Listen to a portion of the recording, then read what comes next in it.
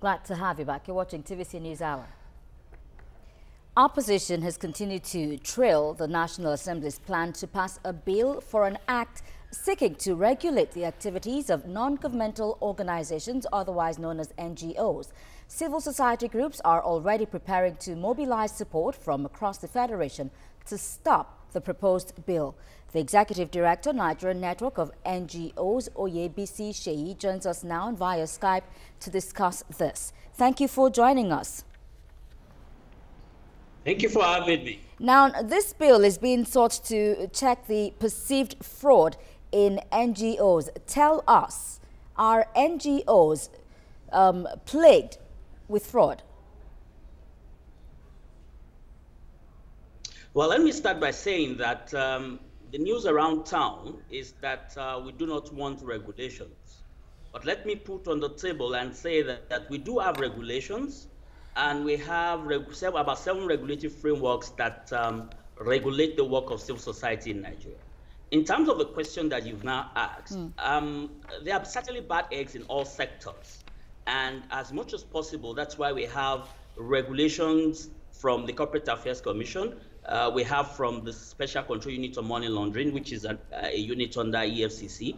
We do have that from on our taxes from the Federal Inland Revenue Services. So corruption is everywhere, and the level of corruption in sectors, vary. So we won't say the sector is 100% clean.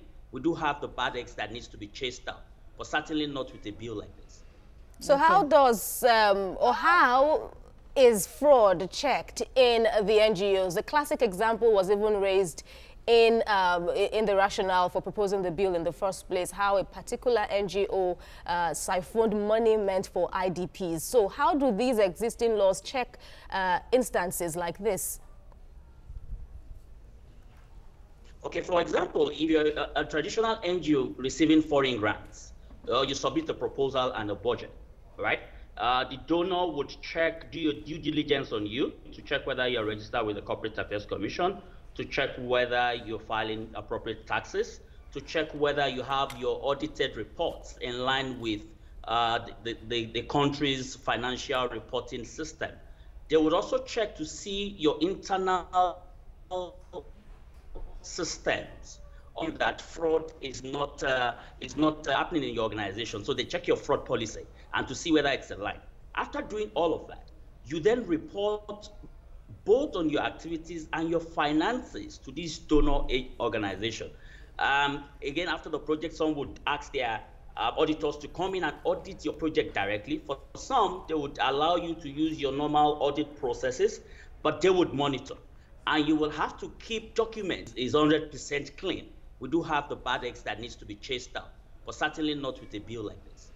So how does, how is fraud checked in the NGOs? The classic example was even raised in the rationale for proposing the bill in the first place, how a particular NGO siphoned money meant for IDPs. So how do these existing laws check instances like this? Okay, for example, if you're a traditional NGO receiving foreign grants, you submit a proposal and a budget, right? The donor would do your due diligence on you to check whether you're registered with the Corporate Affairs Commission, to check whether you're filing appropriate taxes, to check whether you have your audited reports in line with the country's financial reporting system. They would also check to see your internal systems on that fraud is not happening in your organization. So they check your fraud policy and to see whether it's aligned. After doing all of that, you then report both on your activities and your finances to this donor aid organization. Again, after the project, some would ask their auditors to come in and audit your project directly. For some, they would allow you to use your normal audit processes, but they would monitor. And you will have to keep documents regarding that project for 5 years, such that at any point in time, when they need to go back and check, they're able to access those documents. So that's one system that exists in terms of the money you're getting from donors. In terms of your internal controls, and your board. No, you're not allowed to register without a board. So your board is meant to meet every quarter. That is what the law says. And when they meet, they look at your systems, look at your finances, because as an organization, it is your board that can be sued. So people on your board also are also careful as to what happens and what needs to happen in terms of the money that you're spending.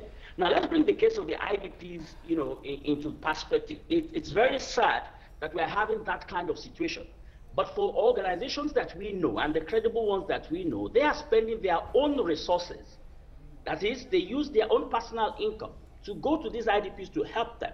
So when you have cases of fraud and the organizations are known, we have systems that can also help in ensuring that the law takes effect. First, those organizations would have to be reported to the Corporate Affairs Commission, who would check whether they are truly registered. If they are not registered, there's a system for dealing with that at the court of law. There's a process where you can also report them to the EFCC so that we're able to get these bad eggs out of the system. Let me put again on the table that between 4 to 5% of NGOs in Nigeria receive foreign funding. 95 to 96% use their own personal resources and resources gotten from friends, family, and even some members of the National Assembly themselves have donated to these NGOs. Government officials have donated to them. So the question of this fraud within the support that needs to happen for the IDPs is very worrisome. We are not happy with that, and we do hope that whoever has concrete information that can help us in fishing out these bad eggs, they should bring them on board so that we're able to send them to relevant government agencies. All right, let's try and be a bit objective here now. Will you say that this proposed bill is all knocks and has nothing beneficial to NGOs? In all fairness to you, it has nothing beneficial. Why am I saying that? Is that we already have laws that regulate the sector. When you look at the Part C of the Companies and Allied Matters Act, that deals with all the issues around the fears that the public has around their work. All the sector being used as terrorism financing. We have the 2011 anti-money laundering law that has taken care of that. In fact, that sets up the Special Control Unit on Money Laundering. We all know in Nigeria today, you can't open a bank account without having a certificate from the Special Control Unit on Money Laundering. And what does the agency do? The agency tries to look at what comes in and what goes out, and to ensure that money is not from the sector. Money is not central to our sector to finance terrorism. So if you ask that agency today that, all right, how much is coming into the sector and how much is going out, they would give you that information. So again, when you look at issues around our reporting system, which deals with how non-profit and for-profit organizations' accounts are audited.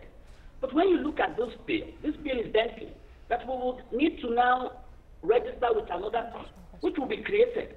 And what is the purpose of this bill is to do about the same thing that these agencies are already doing, but also to now add some level of bureaucratic bottlenecks. Meaning that if I want to go into Bayelsa, for instance, to do some work and help people there, I have to get permission from the commission and also from Mr. responsible for that thematic area. For instance, if I'm going to do educational interventions in Bayelsa, I have to get permission from the Minister of Seyi, let me just push this last question because we're running out of time now. Now a coalition of NGOs are saying they want to drum up support now to strike the bill, so to speak. Now, is this going to be ahead of the public hearing where NGOs can also go there now to present a strong case now against the bill? Absolutely. The public hearing presents a good opportunity for us to present a case for the bill not being stepped down, and for us to then create, a system for strengthening existing laws. But again, to also listen to the lawmakers to hear what their concerns are, and then provide